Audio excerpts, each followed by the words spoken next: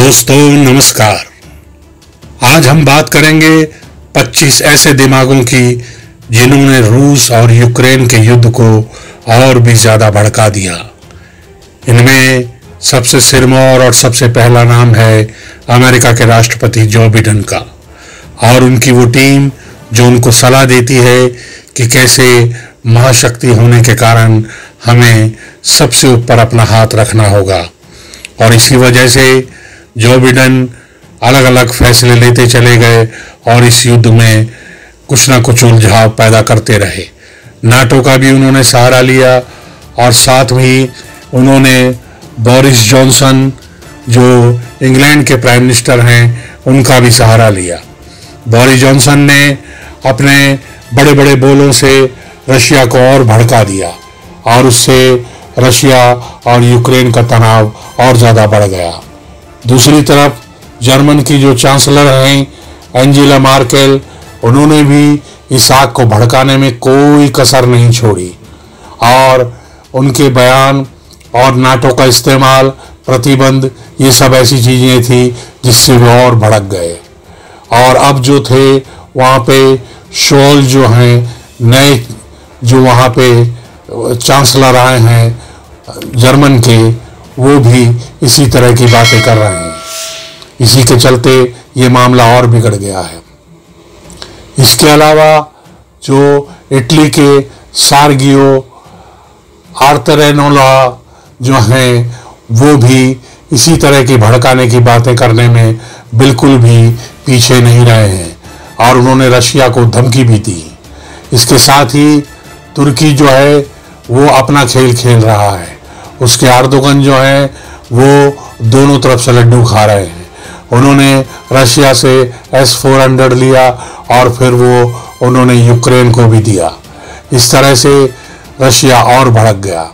दूसरी तरफ जो है आप देखेंगे कि जेलेंस्की और एर्दोगन के बीच पुतिन को एक असहजता महसूस हुई और उसके साथ ही उन्होंने ये तय कर लिया कि अब इस युद्ध को पूरे दमखम के साथ लड़ा जाएगा।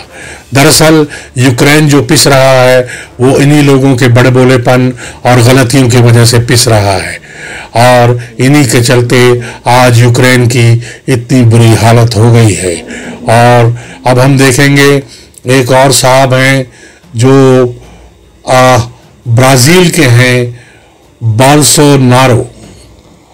ये बोल्सोनारो साहब जो हैं ये भी धमकी देने से पीछे नहीं हट रहे हैं। इन सब ने एक गुट बना लिया है जिससे रशिया के खिलाफ अलग अलग किस्म की तरकीबें लड़ाई जा सके और रशिया को घुटनों पर लाया जा सके, रशिया एक महाशक्ति का दम ना भर सके। इसी तरह से हम देखेंगे कि G7 में जो पहले G8 हुआ करता था जिसमें रशिया भी था, उसमें से इन्होंने रशिया को निकाल दिया था और अब ये G7 कंट्रीज़ का एक संगठन रह गया है। इन्होंने भी बड़े ही कठिन प्रतिबंध लगाए और जो है रशिया को दबाने का काम किया। इसमें सबसे आगे बोरिस जॉनसन रहे और साथ में जो बिडेन तो हैं ही, जो कि रशिया को किसी भी कीमत पे नीचा दिखाना चाहते हैं और इस युद्ध को हराकर वो पूरी दुनिया में ये साबित करना चाहते हैं कि हमसे बड़ा और कोई महारथी इस धरती पर अभी नहीं है। तो दोस्तों इसके बाद जो आते हैं वो चाइना के शी जिनपिंग हैं।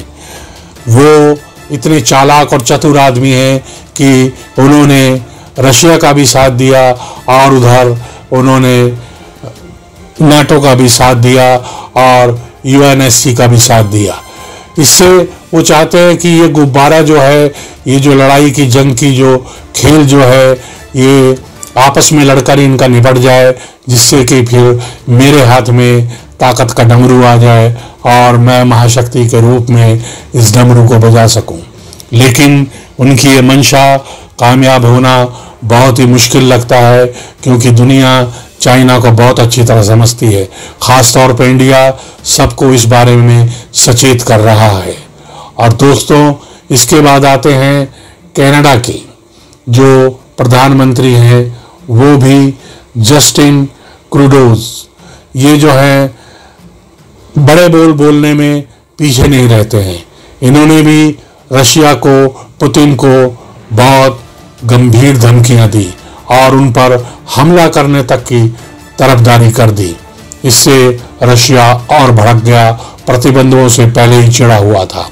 इसके बाद रशिया ने ये जो एर्दोगन है, जेलेंस्की है, जिन्होंने नाटो में जाने के चक्कर में जेलेंस्की साहब ने इस पूरे युद्ध को यूक्रेन के अंदर तबाही के रूप में खड़ा कर दिया। आज पूरी दुनिया परमाणु युद्ध के मुहाने पर खड़ी हो गई है। तो अब पुतिन जो है इसे आर पार की लड़ाई समझकर लड़ रहे हैं और ये जो 25 दिमाग हैं दोनों तरफ के, मैं बताऊंगा उनका क्या क्या रोल रहा, ये आपको पता लगता रहेगा। इसके बाद है जो पोलैंड के एंड्रेज डूडा। ये एंड्रेज डूडा साहब ये भी धमकी देने में किसी से पीछे नहीं है। दरअसल इनका जो ये गुट है ये दूसरों को धमकाने, डराने और उन्हें प्रताड़ित करने के काम में लगा रहता है। इन्होंने आज तक न जाने कितने ही मुल्कों पर हमले किए हैं और इनके हर हमले से वह मुल्क बर्बाद हुआ है और आज ये अपने आप को बहुत ही साफ सुथरा बता रहे हैं। यूएनएससी की मीटिंग में ये तय हुआ कि रशिया पे और कड़े प्रतिबंध लगा दिए जाएं, उसका हवाई मार्ग भी बंद कर दिया जाए और उससे आयात निर्यात बिल्कुल ठप कर दिया जाए। बड़ी कंपनियों को रशिया छोड़ने का हुक्म दिया गया और बड़ी कंपनियों ने ये करना शुरू भी कर दिया। इससे रशिया आर्थिक रूप से दबता चला जा रहा है और ये कहीं बहुत बड़े युद्ध की तरफ ना चला जाए। और उसके बाद भारत आता है। भारत ने दोनों तरफ एक पक्ष को सिर्फ शांत नहीं किया बल्कि दोनों तरफ के लोगों को ये समझाने की कोशिश की है कि इस तरह के प्रतिबंधों से या इस तरह के दबाव से बात और बिगड़ सकती है। और उन्होंने जेलेंस्की और पुतिन को भी यही बात समझाई है। इधर जो है यूएन सिक्योरिटी काउंसिल के जो मुल्क हैं जिसमें भारत भी शामिल है, वो भले ही परमानेंट मेंबर नहीं है लेकिन उसने ये बताने की कोशिश की है कि अगर हम इस तरह से ये चीज़ें करते रहेंगे तो रशिया और भड़क जाएगा और इससे आने वाले वक्त में युद्ध होना तय हो जाएगा। नाटो ने भी अपनी सेनाएं तैयार कर दी हैं और वो भी युद्ध की पूरी तैयारी में है। लेकिन क्या ये युद्ध होगा? अभी ये कहा गया है कि नाटो की फौजें जो है वो यूक्रेन में नहीं जाएंगी, आसपास के मुल्कों में तैनात कर दी जाएंगी। आसपास के मुल्कों में तैनात होने से भी उनको खतरा हो सकता है और युद्ध भड़क सकता है। रशिया जो है चारों तरफ से कीव को घेर चुका है और उसने तकरीबन यूक्रेन के अधिकतर हिस्सों पर कब्जा कर लिया है। जहां थोड़ा बहुत जो लड़ाई चल रही है उसको भी वो निपटाने की कोशिश में लगा हुआ है और जल्द ही वो कीव में घुस जाएगा।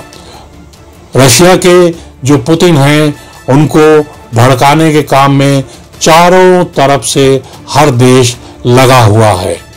वो ये नहीं सोच रहे कि इससे आने वाले वक्त में कितना बड़ा खतरा पैदा हो सकता है।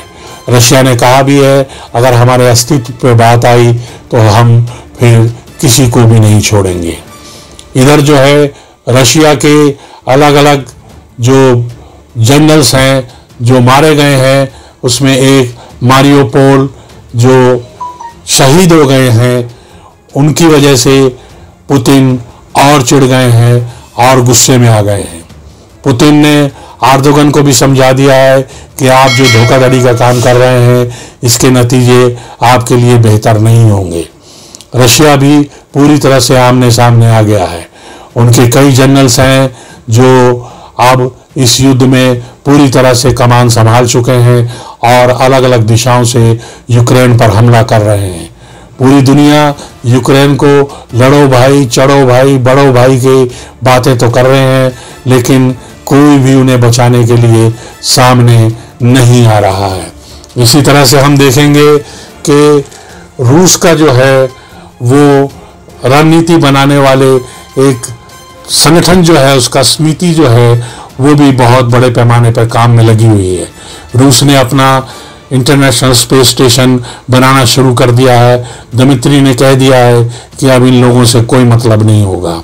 इधर चारों तरफ यूक्रेन में बम, बारूद, खून और तबाही के मंजर देखे जा सकते हैं। जगह जगह बिल्डिंगें ध्वस्त हो गई हैं। पुलिस ठिकाने, सैनिक ठिकाने, स्कूल, अस्पताल, सब कुछ जमींदोज हो गया है। सब कुछ बर्बाद और तबाह हो गया है और घर टूट गए हैं या घरों में किसी न किसी विपदा ने दस्तक दे दी है। वहाँ पर बड़े पैमाने पर बमबारी हो रही है और पता नहीं लग रहा कि कौन कहाँ पर जिंदा रहेगा या कहाँ छुपने से वो बच जाएगा। वहाँ खाने की किल्लत हो रही है, वहाँ पानी की किल्लत हो रही है। लोग घरों को छोड़कर भाग रहे हैं, लेकिन अधिकतर लोग जो हैं वहाँ पहुँच जाते हैं अपने ठिकाने पर, लेकिन बहुत से मारे भी जाते हैं। रशिया ने अपने S-400 भी चारों तरफ तैनात कर दिए हैं। ये घातक जो हैं मिसाइल ऐसी हैं जो किसी भी ड्रोन को या फिर किसी भी दूसरी मिसाइल को ध्वस्त करने में 1 सेकंड का समय नहीं लेती हैं। और रशिया के ड्रोन भी अब कीव के ऊपर मंडराने लगे हैं। एक तरह से रशिया ने कीव को चारों तरफ से घेर लिया है और अब अपने पैदल दस्तों को वहां उतारने की धीरे धीरे तैयारी कर ली है। इसी तरह से हम देखेंगे कि उच्च तकनीक का ये युद्ध जो है और ज़्यादा भयावह होता जा रहा है। रशिया ने धीरे धीरे अपने दूसरे दरवाजे को भी खोल दिया है। कहते हैं रशिया के 10 दरवाजे हैं, अभी उसने सिर्फ दूसरा दरवाज़ा ही खोला है। आप सोचिए अगर वो पूरी ताकत से भिड़ गया तो क्या होगा। भारत सबको समझाने की कोशिश कर रहा है। उसने UNSC में भी ये बात और नाटो में भी ये बात समझाई है कि इस तरह से एक पक्ष को दबाना ठीक नहीं होगा। वो जानता है कि चाइना इस मौके का फायदा उठाना चाहता है। इधर पुतिन जो है इस बात से तमतमाए फिर रहे हैं कि उन पर अलग अलग प्रतिबंध थोपे जा रहे हैं। उनके जो हैं सर्गेई रक्षा मंत्री जो हैं एक ऐसे व्यक्ति हैं जो पुतिन के जो निर्णय जो हैं उनको प्रभावित करते हैं और उनकी वजह से पुतिन जो है बहुत ज़्यादा हिम्मत को हासिल करते हैं। इस तरफ हम देखेंगे दूसरे जो हैं निकोलाई पात्रुशेव पुतिन के 3 वफादारों में से एक माने जाते हैं। लंबे समय से राष्ट्रपति के साथ जुड़े पात्रुशेव ने सेंट पीटर्सबर्ग में भी पुतिन के साथ काम किया है। वो संयुक्त राष्ट्र सुरक्षा परिषद में रूस के प्रतिनिधि भी हैं। उसके बाद आते हैं अलेक्जेंडर वार्तिनिकोव। पुतिन अगर किसी के द्वारा दी गई जानकारी पर सबसे ज़्यादा भरोसा करते हैं तो वो है वार्तिनिकोव। वार्तिनिकोव की संघीय सुरक्षा सेवा का अन्य कानून प्रवर्तन सेवाओं पर काफ़ी अच्छा प्रभाव है। इसके बाद आते हैं सर्गेई नरिकिशन। सर्गेई भी पुतिन के काफ़ी भरोसेमंद जाने जाते हैं। सर्गेई ने अपने कैरियर का अधिकांश समय पुतिन के साथ ही बिताया है। जानकर मानते हैं कि वह इस तरह की स्थितियों का आकलन करने में सबसे माहिर है। इसके बाद आते हैं सर्गेई लावरोव। 71 वर्ष के सर्गेई लावरोव पर पुतिन बहुत अधिक निर्भर करते हैं। संयुक्त राष्ट्र मानव अधिकार परिषद में लावरोव ने खुलकर यूक्रेन पर रूस के आक्रमण को सही ठहराया था। उनका काफ़ी विरोध भी हुआ था। फिर आते हैं विक्टर जोलोतोव। जोलोतोव राष्ट्रपति के पूर्व अंगरक्षक हैं। अब वह रूस के राष्ट्रीय रक्षक रोसवर्डिया को चलाते हैं, जिसे पुतिन ने केवल 6 साल पहले एक तरह की व्यक्तिगत सेना के रूप में बनाया था। इसके बाद आते हैं वालेरी गेरासिमोव। वालेरी पुतिन के सबसे करीबियों में से एक माने जाते हैं। 1999 के चेचनिया युद्ध में सेना की कमान संभालने के बाद से उन्होंने पुतिन के सैन्य अभियानों में प्रमुख भूमिका निभाई है।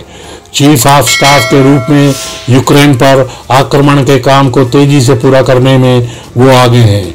सैन्य योजना बनाने में भी वो सबसे आगे हैं। बेलारूस में सैन्य अभ्यास की देखरेख भी वालेरी ने ही की थी। इसके बाद आती हैं वैलेंटीना मात्वियेंको। वैलेंटीना मात्वियेंको सेंट पीटर्सबर्ग से पुतिन की एक और वफादार है।